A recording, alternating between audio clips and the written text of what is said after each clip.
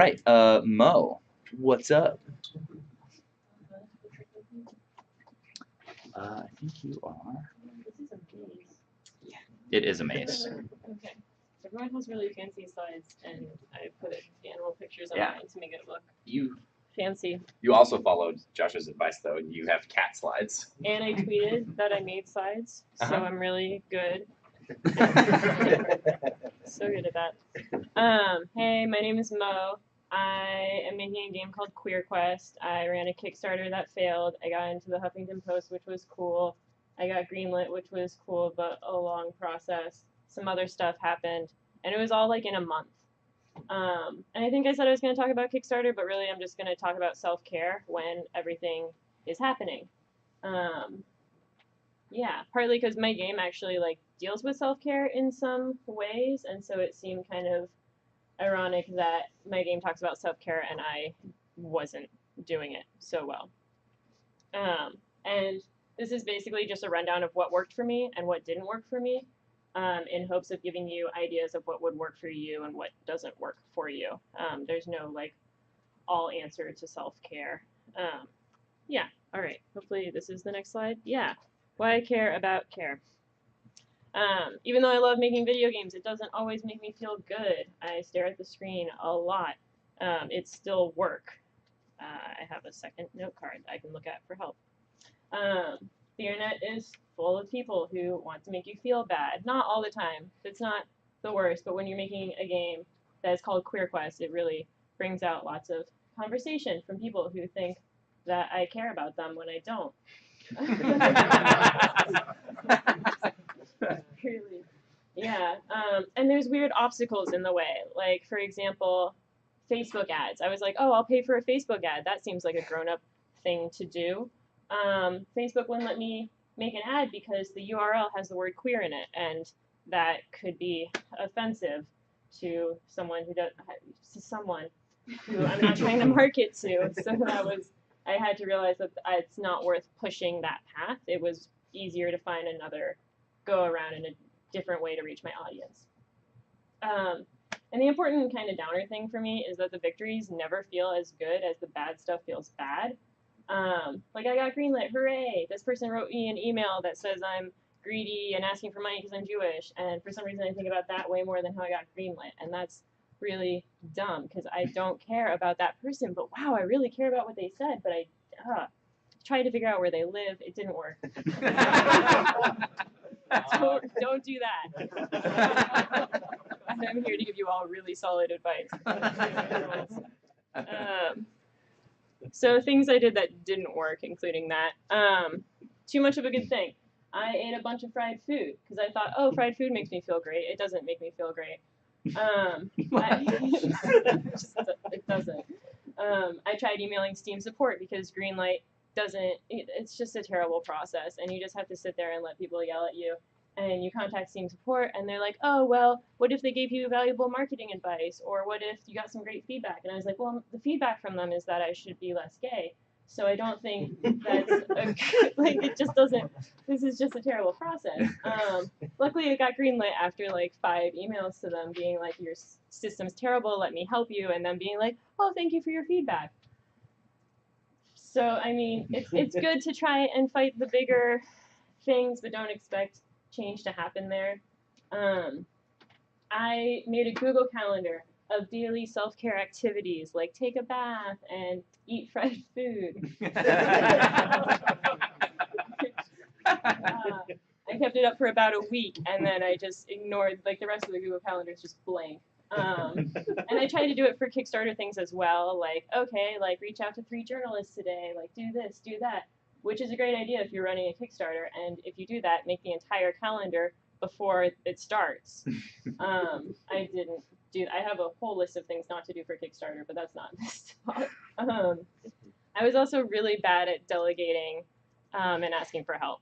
A lot of people offered help, and I said, that's great, I love help. I don't know what you should do, send me a cat picture so I feel better about myself. Which, you know, was nice, but also, like, I had a bunch of work. Like, my method of reaching out to, like, journalists and stuff was, oh, hey, let me write about my piece, because that takes a little bit of the load off of them, gives some perspective. But then suddenly I had 3 blog posts to write about, like, different blog posts to write about my experiences that I wanted to really put my heart into and my time. And so I thought the answer was to take Ritalin one night and stay up until 3 in the morning writing these blog posts.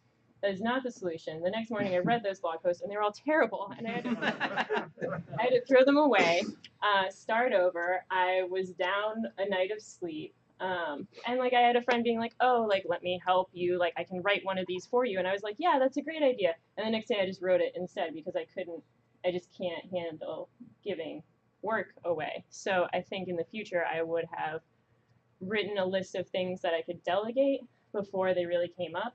Like handling social media stuff, that would have been smart for me to delegate. Writing blog posts, I just should have written them when I was feeling it and like have content before starting everything. So that's something you can do before, because the message doesn't change. Luckily, there's way more things that did work than didn't work. But yeah. Baths. I got really into baths. I'm now a bath person. Sold. That was easy. Friends forcing me to go outside. I was sitting with a friend and I was like, oh, I'll submit the game to like After Ellen because that seems like a place that might like me. And so they sat with me and we worked on it. We hit submit and they were like, okay, let's take a break. And I was like, all right. So we chatted for 5 minutes. It was cool. And I was like, okay, I'm ready to go back to work. Like, let's do this. And they looked at me and they're like, are you crazy? Like, no, we're going outside and taking a walk. Like, you haven't sat up. Your screen is still on. Like, go outside. So they made me go outside, which was good and important. Going outside is important. Like, I work a day job as a programmer, and then I go home and I program. Like, I look at screens. Wait, like, I'm surrounded by screens right now. There's just no escape. We shall just go outside. But yeah, friends sort of help keep me on track. As long as I have time set aside to work, I'm a workaholic, so it's really not a problem for me. Taking that time to go outside and be okay with that and taking that break so I can come back with a refreshed mind, because that's how you actually get work done, is if you have real breaks. Making fun of trolls felt really good. I didn't argue back with them, but I kind of engaged, and I know you're not supposed to, but made me feel better. And there's like I'm forgetting their name, but there's some like rules of arguments online where you argue with them for the purpose of bystanders reading it, to see your point of view. I know South Park like just brought this up too, and I still don't even remember what it's called. But you'll never convince the trolls because they just don't want it. I think right now, like, the most recent comment on my green light is about how feminism or third wave feminism is fascism or something. It's, yeah, people, they just say stuff. They don't even know what these words mean. Another thing that really helped me was routine. So I set up an altar. I had candles. I had a tarot deck. Don't judge me. And every morning I would just draw, I would be like, okay, like today I'm going to focus on, this. Like, I want to get a blog post out, or I want to tweet something, make a GIF, anything. Just get more crap out there, because Kickstarter, all you want to do is push things out. So I'd light some candles and I would just draw a card and be like, okay, like maybe this will help give me perspective on things. It wasn't like, okay, tell my future, what do I need to know? Okay, I got the death card, crap. It was a lot more like, okay, I'm starting today with this in my intention. And even though I have to go to work and do my day job, like, it still sort of carries with me. And it helped. I did that every day except for towards the end where I already knew the Kickstarter was going to fail. And I was like, okay, like, how can I shift this energy to, like, getting the last of my, like, good media press outreach or what have you, finding an alternative to Kickstarter. I also consumed a butt ton of queer art for downtime because I'm making queer art. So it was good. I, like, watched Transparent, and I listened to a bunch of music, and I just, like, looked at things that inspired me to remind me of why I'm doing what I'm doing. And I saw how they tell their stories and their messages. And I talked to other queer artists, and sort of, like, it helped keep me going, which was really important because that momentum is, like, everything, especially in Kickstarter and in crunch time. When it was all done, I unplugged and I went to the woods, and I secretly only unplugged for one day. I said I was unplugging for 2 days, but one of those days I was watching Netflix. It's fine. I went to the woods. It was great. Something that helped me before it all started was I read this book, Shrill, by Lindy West. If you read books, if people read books still, Lindy West wrote Shrill. It's really good. She deals with a lot of trolls. She's really funny. She's just a powerful author. and everything that she has faced is way more than I will ever have to deal with. So it sort of helped me give perspective to my everything. And on that note, it's sort of like, I guess this also ties back with the baths and stuff, but mindfulness, like if meditation apps are your thing, Headspace is amazing. Just being able to take 3 deep breaths and just know that green light isn't the beginning or the end of the world. Kickstarter, like whatever, it failed, that's fine. There's still good things out of it. There's still like being present and the future and just sort of not getting overwhelmed by what that one guy messaged me. And it helps. I don't know why I put this down here because it's not really related to self-care. One thing that helped me with Kickstarter was keeping everything varied. So like one day I worked on gifts and that was fun because it was visual. And one day I like wrote blog posts because I just did that all the time anyways. And you know, I did panels which sort of helped and public speaking and just sort of mixed things up. If I were to go through it again, I would do more conferences. It's also not relevant. So the chipmunk really represents. There were chipmunks in the woods when I was there. Something that's important and also sucks is that self-care is not a cure-all. Like taking a bath, sure, it feels good, it's nice, it's important to do, but it's not going to make the trolls go away. It's not going to make those voices go anywhere. It's not going to fix everything. It's like good hygiene is my metaphor, which made sense at the time, but it was late when I wrote these. But it's something that you kind of constantly have to do, and you have to make time for yourself, and you have to go outside and take screen breaks and, you know, stand up straight and whatever, like stretch your shoulders, do the whole, like, yeah, work it out. And taking breaths is good. I do that right now, but I don't know how much time I have left. Making lists has nothing to do with this.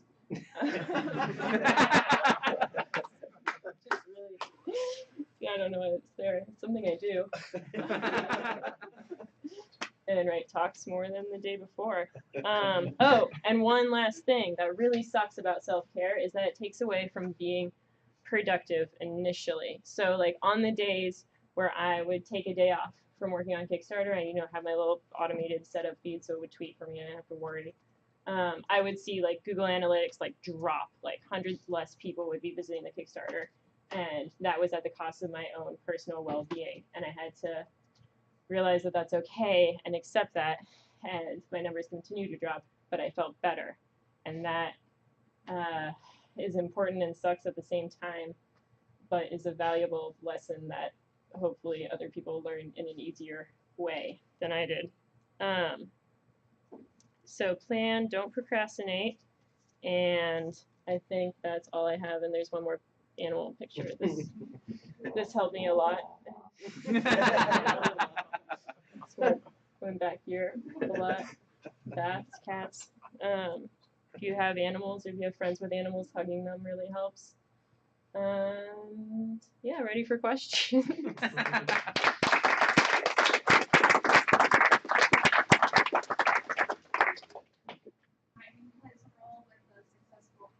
Gosh. Yeah.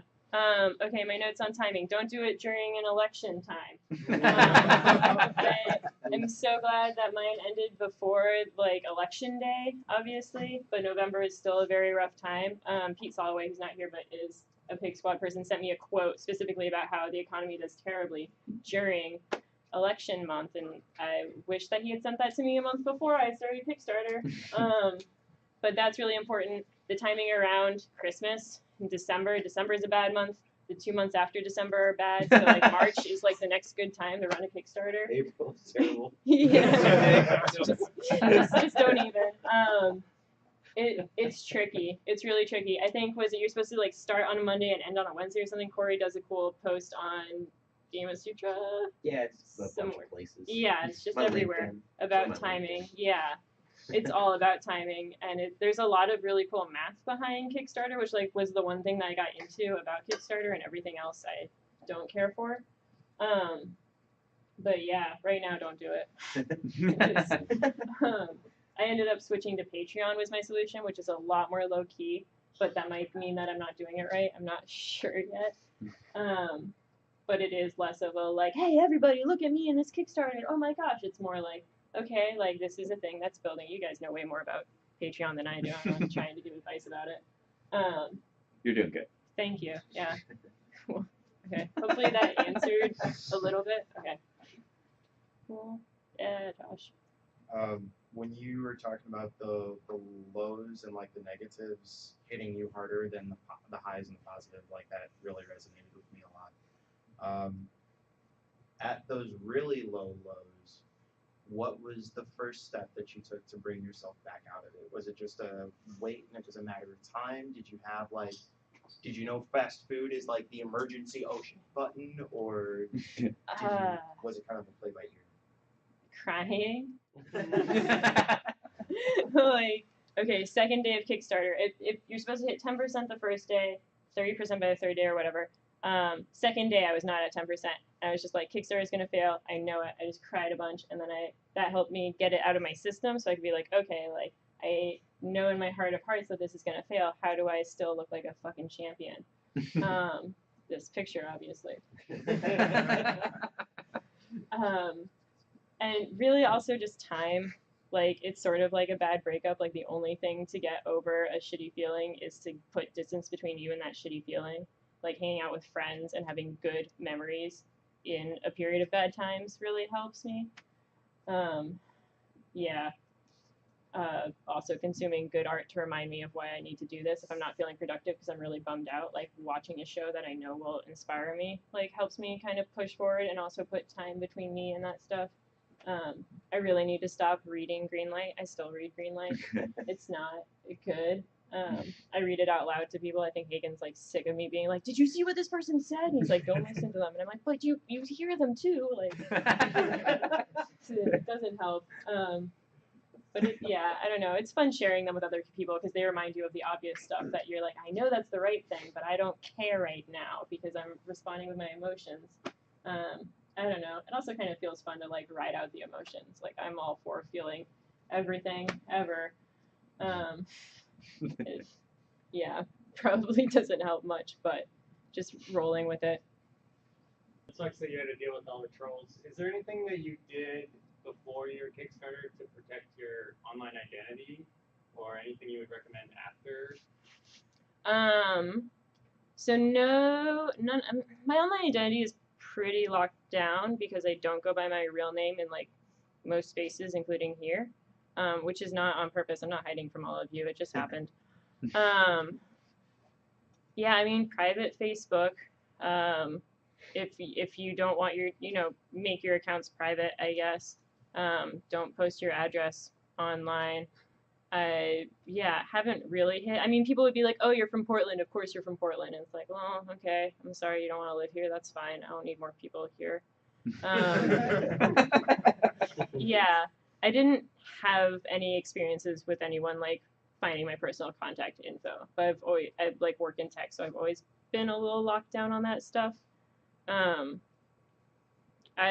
would say read Shrill by Lindy West because like in her experiences, someone like goes above and beyond contacting her and like pretends to be her passed away father and contacts her, and it's like a big mindfuck essentially, and doesn't really give you any answers either, but is good to read about worst case scenarios and how she handled it and like is a champion and made that person apologize on NPR, and it's a very good book.